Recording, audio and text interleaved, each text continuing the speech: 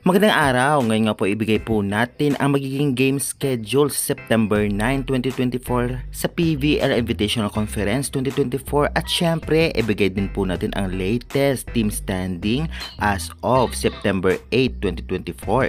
Kaya bago tayo magsimula guys ay huwag niyo pong kalimutan mag-like, comment, and subscribe and pa-hit the notification bell para lagi po kayong updated sa aking mga bonggang video about sa volleyball dito sa Pilipinas. Huwag na po nating patagalin pa, unahin na po natin ang latest team standing.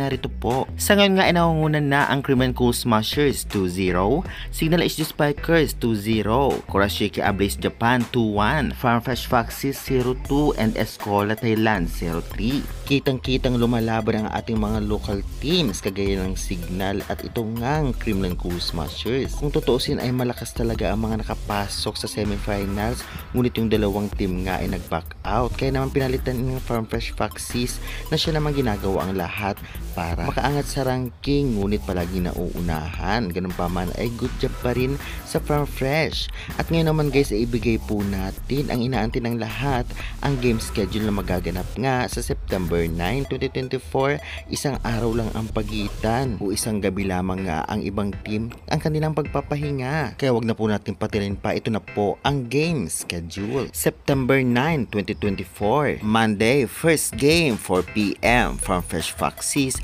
versus Escola Thailand. At ang venue nga nito ay magaganap ulit sa Mall of Asia Arena.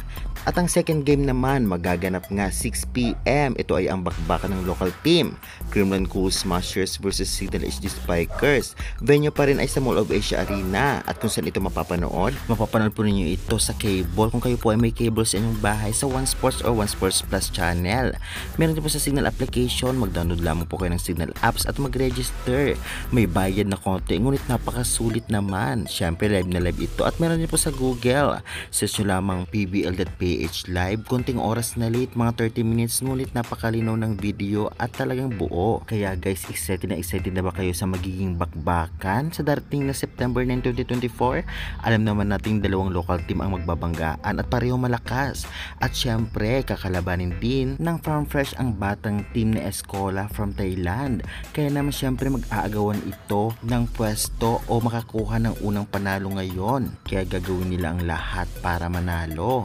Kaya guys, syempre aabangan din natin kung makakabawi nga ba ang Signal sa Creamline. Na masasabi natin na muntikan na din matalo ng Signal ang CCS sa Reinforced Conference. Malay natin, talaga naman ngayon ay makabawi. Ngunit alam naman natin na napakalakas lalo ng CCS. Kaya good luck na lang. Kaya guys, anong sa inyo? I-comment nyo na yan. At huwag kalimutan mag-like and subscribe for more